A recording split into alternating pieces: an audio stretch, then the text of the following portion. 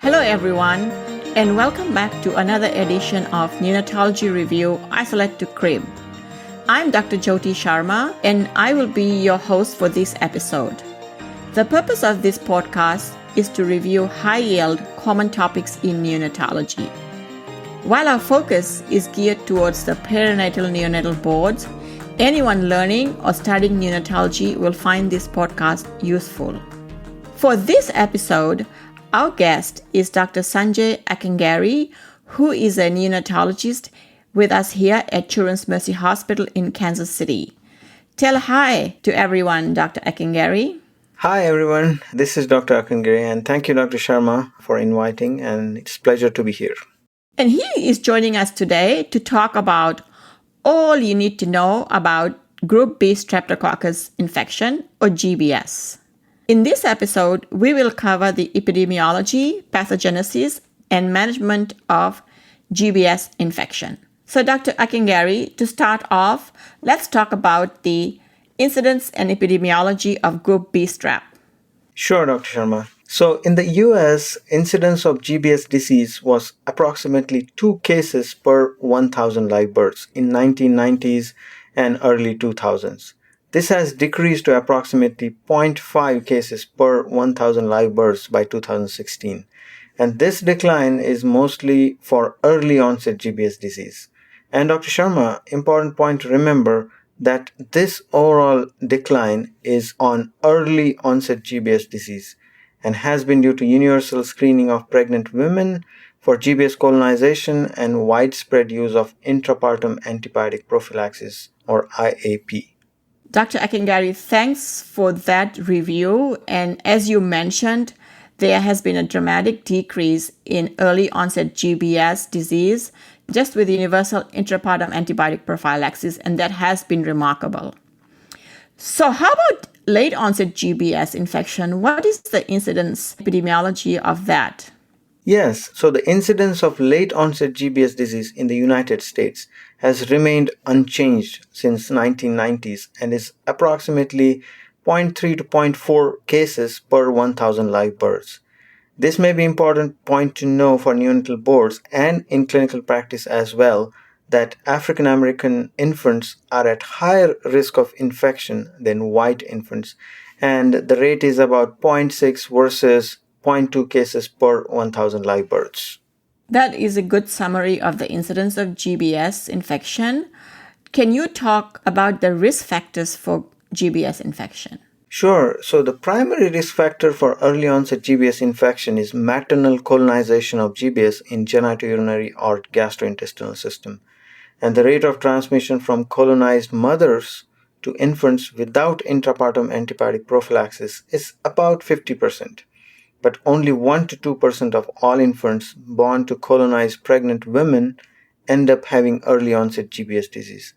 And Dr. Sharma, some of the other risk factors for GBS early onset sepsis are delivery at less than 37 weeks gestation, if the rupture of membranes is prolonged or more than 18 hours prior to delivery, intraamniotic infection, as we talked in our previous podcast, GBS bacteriuria during current pregnancy, prior history with GBS disease, or prior infant with GBS disease, temperature 0.4 or greater during labor, and premature rupture of membranes. There are 10 GBS serotypes, and knowing some of these may be important for neonatology boards. Serotypes 1A, 1B, 2, 3, and 5 are responsible for majority of both early and late onset GBS infections. And serotype 3 tends to cause meningitis. Oh, yes. Thanks for covering the risk factors for GBS early onset sepsis. And that can also appear on the neonatal board. So that's a great summary you just did. So as you mentioned earlier about intrapartum antibiotic prophylaxis playing a big role in the reduction of early onset GBS infection, would you mind talking more about the intrapartum antibiotic prophylaxis? Sure, Dr. Sharma. Very important topic. ACOG recommends targeted IV intrapartum antibiotic prophylaxis in prevention of GBS early onset disease. All pregnant women should get antepartum GBS screening between 36 to 37 weeks and 6 days of gestation. If positive, should get intrapartum prophylaxis unless there is C-section performed without labor in the setting of intact membranes. Women with positive GBS culture undergoing C-section prior to onset of labor with intact membranes does not require GBS prophylaxis. If GBS is unknown when labor starts, and intrapartum prophylaxis is indicated for women with risk factors like PPROM or rupture of membranes for greater than 18 hours or intrapartum fever of greater than 100.4 for GBS early onset disease. If GBS is unknown when labor starts and no risk factors are present but has history of GBS colonization in previous pregnancy, that mother may need intrapartum prophylaxis. So, aren't there two other indications for intrapartum antibiotic GBS prophylaxis? Do you mind going over those two? Because they also can appear on neonatology boards. Absolutely, you are correct, Dr. Sharma. Apart from these recommendations for prophylaxis, two other situations intrapartum GBS prophylaxis is indicated. Previous history of invasive GBS infection in sibling and bacteriuria in this pregnancy. So, moving on, what is the antibiotic of choice for intrapartum antibiotic prophylaxis if the mom is GBS positive and needs prophylaxis? IV penicillin or IV ampicillin remains the choice of antibiotics. In practice, most of the mothers end up getting IV ampicillin. In situations with concerns for anaphylaxis, first generation cephalosporins are used with low risk of anaphylaxis. Clindamycin is used for high risk of anaphylaxis, and that is only if GBS is known to be susceptible to clindamycin. In the situation of high risk of penicillin allergy, and if the GBS isolate is not susceptible to clindamycin, high dose IV vancomycin is recommended. Thanks for that information, Dr. Ekengari. Can we now move on to the pathogenesis of early onset GBS sepsis? If you mind talking about that? Sure, Dr. Sharma. Very important for neonatal boards again. So, neonatal GBS infection is acquired while fetus is intrauterine through intraamniotic infection, rupture of membranes, or ascending through the vaginal canal. GBS also appears to be capable of traversing through the intact membranes. Once GBS enters in amniotic fluid, it replicates and fetus can aspirate into lungs, causing invasive disease in utero. Exposure to GBS may occur during birth process via direct contact between the infant and the vaginal mucosal surface. After discharge from the hospitals, infants also can acquire GBS from colonized contacts and can manifest as late onset bacteremia, meningitis, or other localized infections. That's such a good summary. Now let's move to the clinical manifestations of GBS disease. How about divided into the early and late disease? Sure, I'll start with the early onset disease. So, most early onset GBS disease occurs within the first 24 hours of birth. Early onset GBS disease is considered when onset is within the first week of life. And in most cases, early onset GBS manifests as sepsis without a focus in approximately 80%, and less common presentations are pneumonia, which is approximately 10%, and meningitis is again approximately 10%. Yes, and that is such an important point because early onset GBS infection is infection usually without a focus. So, how about late onset GBS disease? What's different? So, late onset GBS occurs after the first postnatal week, and routes of transmission in late onset GBS infection are not very well understood. Late onset GBS disease typically manifests as bacteremia without focal infection in approximately 60 to 65%.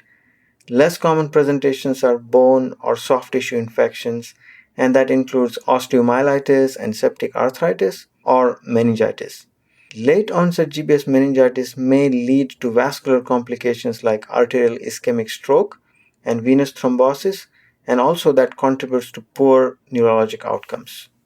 Now that we've talked about the pathogenesis, let's move to evaluation. So, can we talk about the important aspects of evaluation of a newborn with suspected GBS disease?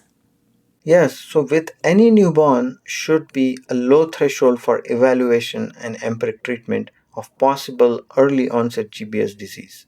This is due to possible morbidity including death. It's important to go over the risk factors for GBS disease, and that include time of rupture of membranes, GBS status on mother, GBS prophylaxis if mother received that, gestational age, maternal intraamniotic infection, and infant's clinical condition. And Dr. Sharma, important thing to remember during evaluation is that the GBS testing time in mother is approximately at 36 weeks of gestation to catch most women for GBS colonization. But there's still a chance of maternal GBS colonization between that testing time and the time of delivery. So that should be kept in mind during the evaluation. Using neonatal sepsis calculator should be highly considered, and many institutions are using that in current era. In infant with ill appearing exam, bacterial sepsis should be strongly suspected, and infant should undergo a full diagnostic evaluation, and antibiotics should be started empirically and continued for at least 48 hours if the blood culture is negative. For further details, please refer to our previous podcast on early onset sepsis. Dr. Akengari, I want to thank you for bringing up a very important point that even if maternal testing at 36 weeks is negative for GBS, it doesn't mean that at 40 weeks the infant is not at risk of GBS infection. So if a baby is clinically symptomatic, we should always consider GBS as a differential. That was a good summary on the evaluation of an infant with suspected GBS.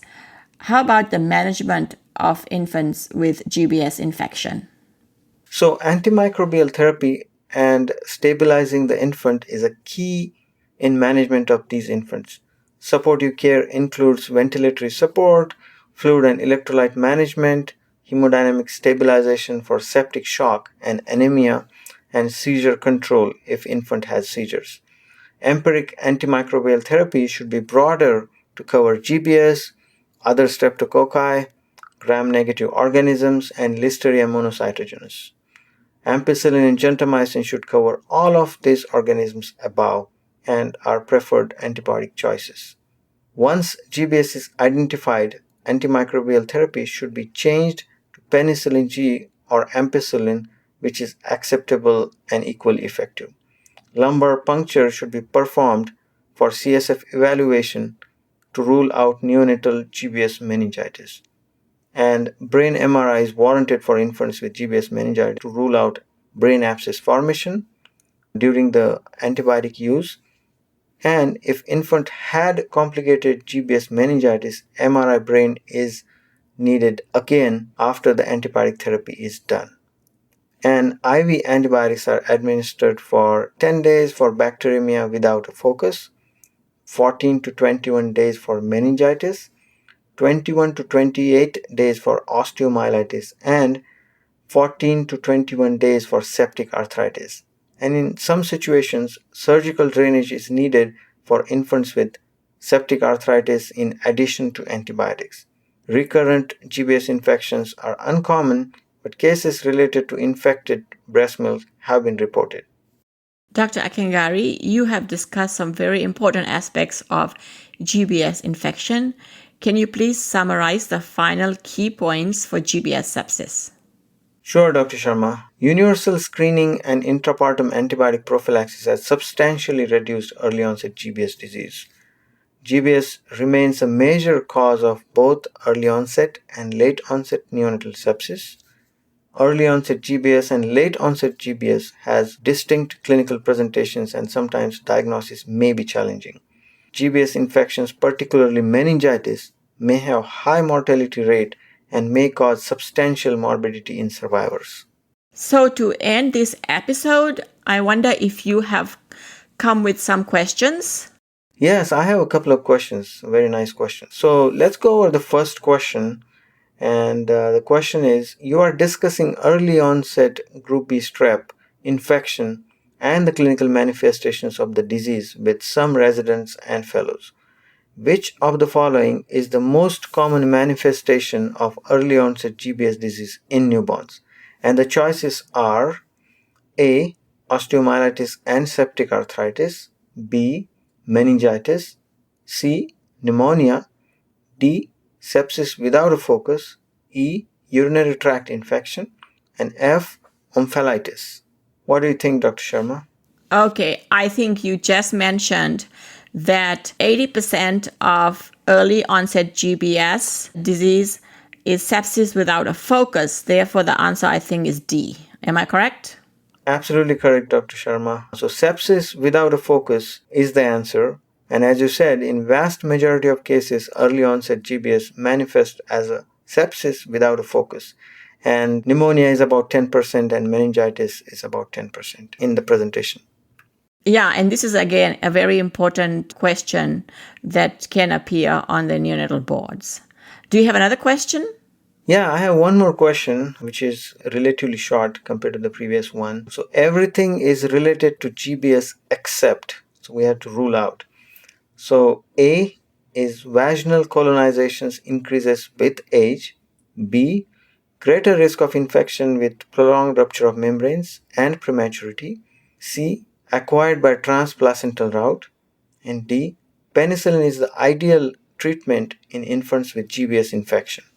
What do you think, Dr. Sharma? So all of these are true for GBS except. I think the answer here is C. It's not acquired by transplacental route. It is an ascending infection. Am I correct? Absolutely correct, Dr. Sharma. So GBS is acquired through colonization during passage through vaginal canal or by ascending after rupture of membranes. And it's never acquired by transplacental route. But Dr. Sharma, I have a question for you. Do you know which organism is acquired through transplacental route in early onset sepsis? Because there's a list of organisms which can early onset sepsis. So there's one important organism which is known for causing the infection by transplacental route. Yes, I think I know that, Dr. Akangari, and it is Listeria monocytogenes. Am I correct? Absolutely correct. And I'm sure there's more details to share about Listeria, but you're absolutely correct. It's Listeria monocytogenes, which is acquired by transplacental route.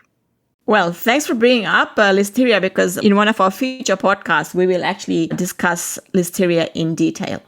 So thanks for that. Hopefully, this information will give you a better understanding of GBS infection in newborns. Until next time, this is Neonatology Review, Isolate to Crib. I'm Dr. Jyoti Sharma. Thanks for listening.